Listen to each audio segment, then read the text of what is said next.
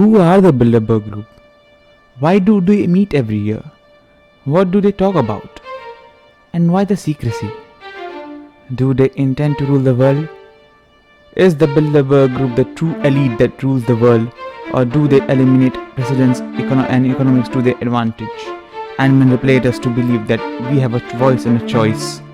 Is the Bilderberg Group is the board of directors of the world? In today's video, we will discuss what Bilderberg Group is. Is it a group of meetings for the world's best mind, or it is a group of meeting to rule the world?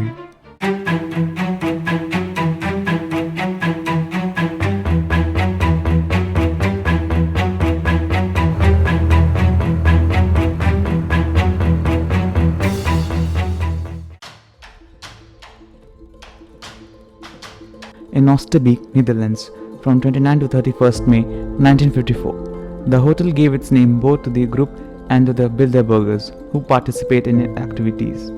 The conference was initiated by several people, including Polish politician in exile Horace Ratzinger, who, concerned about the growth of anti-Americanism in Western Europe, proposed an international conference at which leaders from European countries and US would be brought together with the aim of promoting Atlanticism, better understanding between the cultures of US and Western Europe, to foster cooperation in political, economic and defense issues.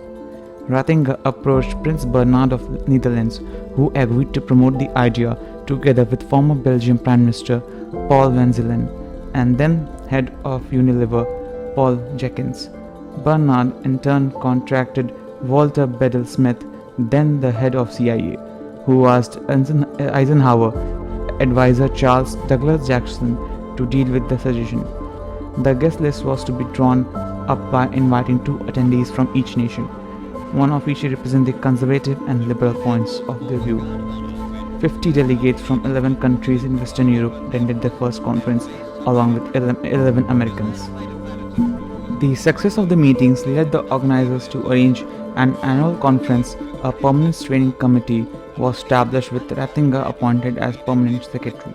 As well as organizing conference, the steering committee also maintained a register of attendees' name and contact details with the aim of creating an informal network of individuals who could call upon one another in private capacity.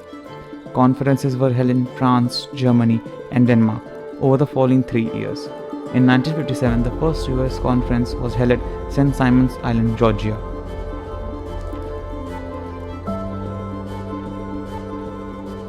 The participants are between 120 to 150 people, including political leaders and experts from industry, finance, academia, and the media.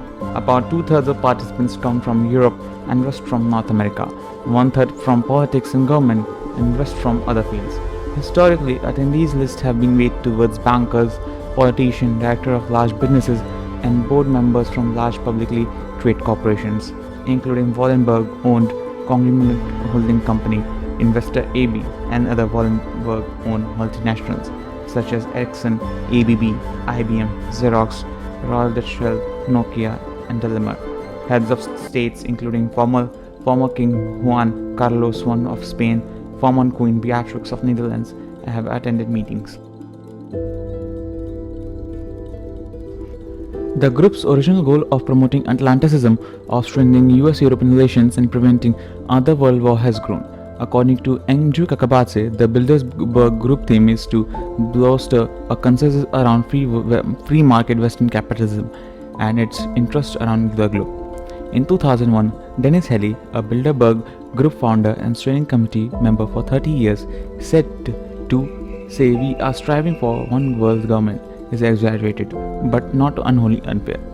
Those of us in Bilderberg felt we couldn't go on forever fighting one another for nothing and killing people and rendering millions homeless. So we felt that a single committee throughout the world would be a good thing.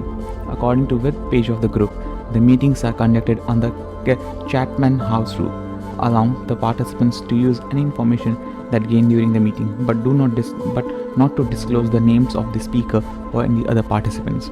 According to former chairman Etienne Devion in 2001, a major attraction of Bilderberg Group meetings is that they provide an opportunity for participants to speak and debate candidly and found out what major figures really think, without the risk of the cuff comments becoming fodder for controversy in media.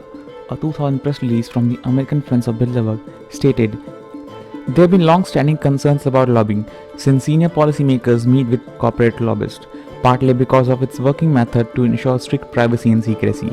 The Bilderberg Group has been criticized for its lack of transparency and accountability. Ian Richardson sees Bilderberg as transitional power elite, an integral and to some extent a critical part of existing system of global governance that is not acting in the interest of the whole."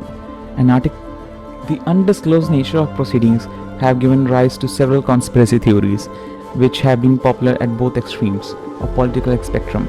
Although there is a disagreement about the exact nature of the group's intention, some of the left accuses Bilderberg Group of conspiring to impose capitalist domination, while some on the right have accused the group of conspiring to impose a world government and a planned economy. In 2005, Davigon discussed accusations of the group striving for one world government with BBC. He said, "It is unavoidable and it doesn't matter. There will be always people who believe in conspiracies, but things happen in much more incoherent fashion. When people say there is a secret government of the world, I say that if we were a secret government of the world, we should be bloody ashamed of ourselves." In 1994 report, Right Who's Left, published by Political Research Associates, investigative journalist Chip Burlett argued that right-wing populist conspiracy theories about Bilderberg Group date back to as early as 1964, can be found in Phyllis Schlafly's self-published book A Choice Not an Echo, which promoted a conspiracy theory in which Republican Party was secretly controlled by elitist intellectuals dominated by members of Bilderberg Group, whose internationalist policies would have paved the way for world communism.